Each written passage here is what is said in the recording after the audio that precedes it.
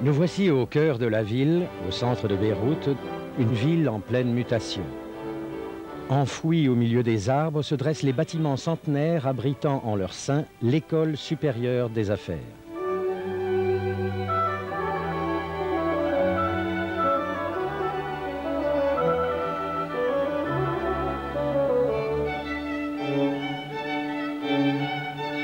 L'école supérieure des affaires, désormais couramment appelée l'ESA, a forgé une large part de son identité en marquant son attachement au patrimoine.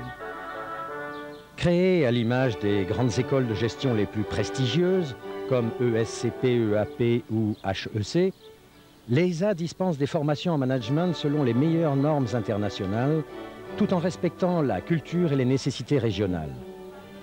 Ces aspects de la formation permettent aux auditeurs de l'ESA, venus d'horizons et de pays divers, de devenir les pivots de la modernisation et du dynamisme du Liban et des pays du Moyen-Orient.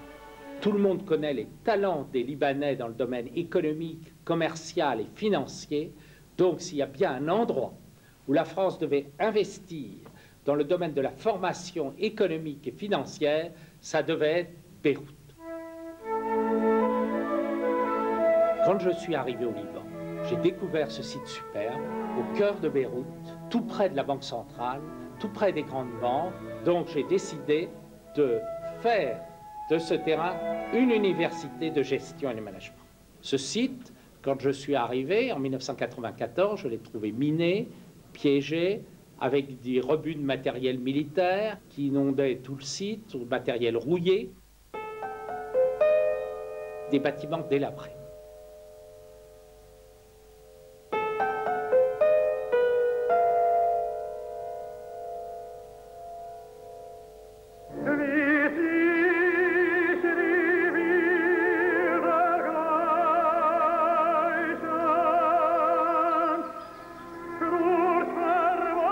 Le campus de l'ESA, situé rue Clémenceau, est un lieu chargé d'histoire. Vers le milieu du 19e siècle, le site est choisi par l'ordre allemand des diaconesses de Kaiserwerth pour édifier un hôpital et un orphelinat. À l'issue de la Première Guerre mondiale, l'ensemble immobilier est attribué à la France au titre des dommages de guerre. La puissance mandataire y maintient la fonction hospitalière, y installe un centre de cartographie et restaure les bâtiments dans le style Art Nouveau des années 30.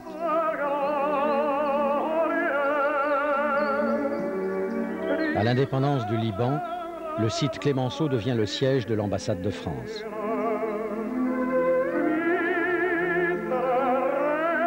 Suite aux tragiques événements qui frappent les personnels et les intérêts français pendant la guerre civile, les services de l'ambassade sont transférés pour ne laisser la place qu'à un bunker dont la garde est assurée par des troupes d'élite françaises.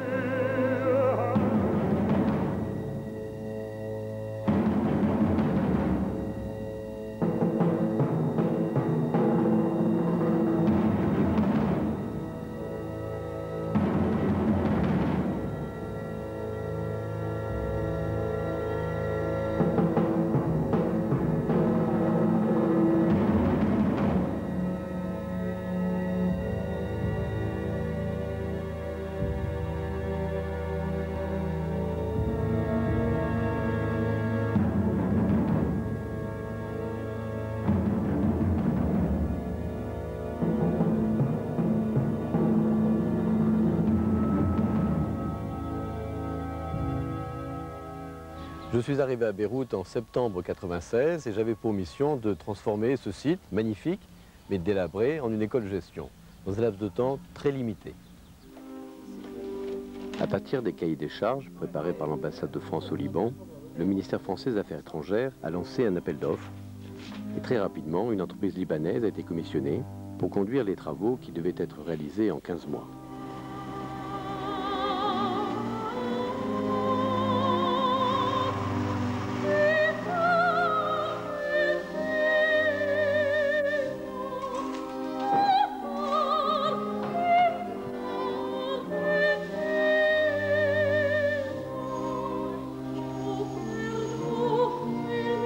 Notre objectif était de transformer le site afin de disposer d'installations exprimant avec évidence la spécificité de l'ESA, au carrefour des mondes académiques et professionnels, mais tout en respectant l'architecture des bâtiments et la majesté du site. Nous avons donc opté pour une restauration méticuleuse des façades et une transformation complète des espaces intérieurs.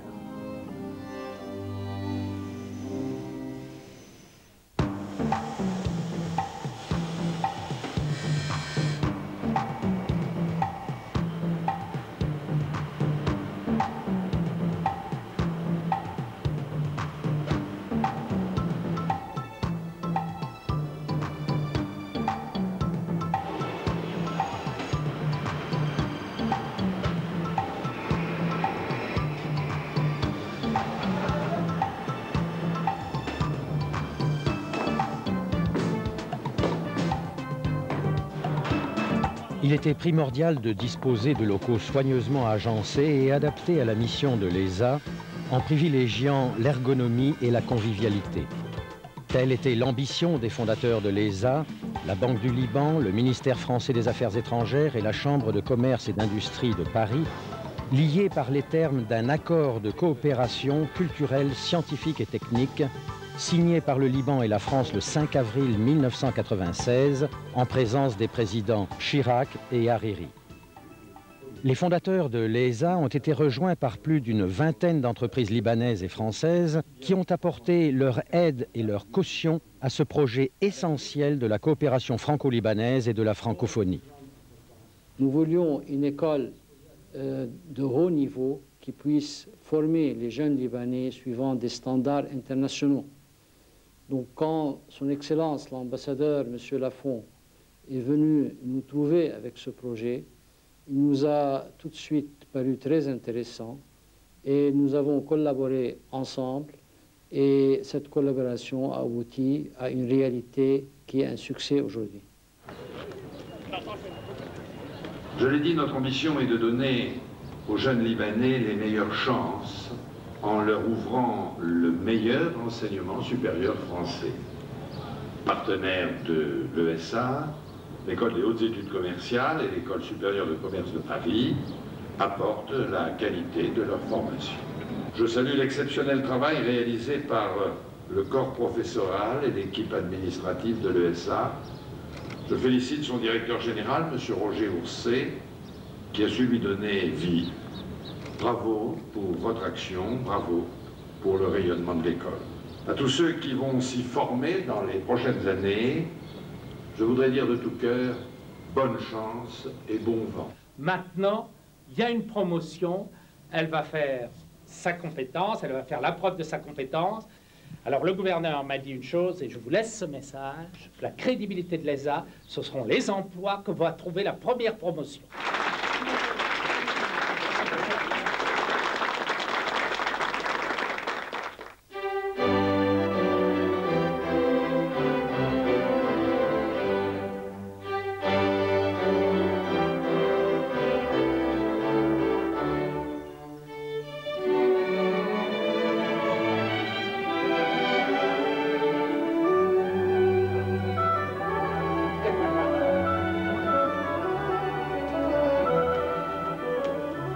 L'ESA est devenue l'école de management de référence du Liban aux yeux du public pour lequel elle a été créée, c'est-à-dire les étudiants de 3e cycle et les cadres et dirigeants d'entreprise. Je pense que l'ESA offre la meilleure formation francophone que le pays puisse offrir. Les professeurs sont des professeurs des meilleures écoles de commerce françaises qui font des allers-retours avec le Liban pour donner des séminaires d'1 à 2 semaines. On peut pas rêver mieux. Je fais partie de la première promo temps plein et le fait qu'il y avait une cinquantaine à peu près de personnes qui tous venaient de backgrounds différents, donc le simple fait d'avoir cette interaction entre les différents camarades de promotion est une richesse en soi. J'ai décidé de rallier ma formation initiale médicale avec une formation managériale et j'ai entendu parler de l'ESA à travers des amis. J'ai décidé donc de faire ce même programme. Les cours m'ont paru très intéressants et la formation paraissait vraiment complémentaire à celle que j'avais. Donc j'ai décidé d'intégrer l'ESA en MBA temps plein directement après l'obtention de mon diplôme d'ingénieur. Donc après avoir terminé les études à l'EUB en économie, j'ai fait l'ESA, la 3e promotion temps plein. Et moi, j'avais le background économie, donc le fait d'avoir la possibilité de continuer en MBA, ça m'a permis d'approfondir les connaissances dans différents domaines, c'est-à-dire du droit, marketing, des finances. Et j'ai choisi d'intégrer le marketing dans un domaine qui m'était interdit avant le MBA de l'ESA, qui est les télécommunications et les nouvelles technologies. L'ESA m'a vraiment donné une initiation à ce monde-là, le monde de l'entreprise, le monde des affaires, tout ce monde qui m'était vraiment tout à fait inconnu. Le fait d'intégrer l'ESA, ce n'était pas le diplôme qui était intéressant, ce n'était pas le MBA qui était intéressant, c'était la formation. Mon intérêt à intégrer l'ESA résultait d'un désir d'approfondissement de connaissances pour mettre en pratique une théorie dans ma vie professionnelle. Mais ma vie professionnelle était censée avant tout être la reprise d'une entreprise familiale. Donc je n'avais pas besoin finalement d'un diplôme pour chercher du travail. Mais c'est vrai que à la suite, le MBA de l'ESA a été déterminant dans ma recherche d'emploi à l'étranger. Oui. En devenant au printemps dernier pôle associé de SCPEAP, l'ESA bénéficie d'une reconnaissance unique dont nous attendons beaucoup. En tant que pôle associé de SCPEAP, l'ESA va pouvoir bénéficier très rapidement, directement, des nouveaux travaux de recherche de nos professeurs, des nouveaux cours, de tous les développements que nous faisons en ce moment sur le e-learning, les nouvelles technologies éducatives. Mais, réciproquement, ESCPEAP va pouvoir bénéficier de tout le potentiel d'implantation et de présence au Proche-Orient que représente l'ESA. L'ESA a noué d'autres partenariats académiques avec de prestigieuses écoles ou universités de gestion française, européenne ou francophone. HEC Paris, l'ESC Rouen, HEC Lausanne, HEC Montréal ou l'université Luigi Bocconi de Milan. Et aux yeux de l'opinion libanaise, cela garantit l'objectivité des recrutements, la grande qualité d'enseignement, la rigueur des contrôles et la proximité avec les entreprises. Il me semble que l'ESA a vocation à accompagner de manière efficace et originale l'entreprise qui souhaite s'implanter au Liban et au Moyen-Orient en mettant ses moyens à leur disposition. Alors quelques exemples, France Télécom, L'Oréal, Société Générale, sont des sociétés qui ont établi des partenariats avec l'ESA pour leurs actions de formation. L'ESA propose désormais 5 programmes diplômants. Un MBA à temps plein, proposé en cycle court d'1 an ou long de 2 ans, un MBA à temps partiel et 2 masters de spécialisation en finance et en marketing. L'école respecte l'ensemble des critères des grandes écoles, mais s'attache avant tout à responsabiliser les auditeurs qui sont les premiers acteurs de leur formation. Ils sont ici pour prendre en main leur destinée, améliorer leurs compétences et acquérir un comportement éthique et professionnel pour mieux valoriser leur carrière. En complément des programmes diplômants, l'ESA a développé une importante activité de formation permanente en faveur des entreprises qui souligne ainsi sa proximité avec les milieux d'affaires du Liban et du Moyen-Orient. Elle propose également des séminaires destinés aux particuliers. Une partie de ces formations se déroule dans la salle des marchés de l'ESA, outil pédagogique unique en son genre au Proche-Orient. L'ESA est également devenu un lieu recherché pour l'organisation de manifestations de nature académique et économique, comme en témoignent les nombreux événements s'y déroulant chaque année. L'ESA s'est aussi doté d'un café-club, l'Avantage, ouvert aux étudiants, anciens élèves et cadres et dirigeants d'entreprises partenaires de l'école. Ce club donne accès à un espace de restauration et de détente, à la salle de sport et au CEDIM, le Centre de documentation internationale au management, qui est devenu la principale bibliothèque francophone spécialisée en gestion au Liban. C'est dans cet environnement convivial que se retrouvent les membres de la communauté ESA, dont les adhérents de l'association des diplômés, officiellement fondée en juin 2000.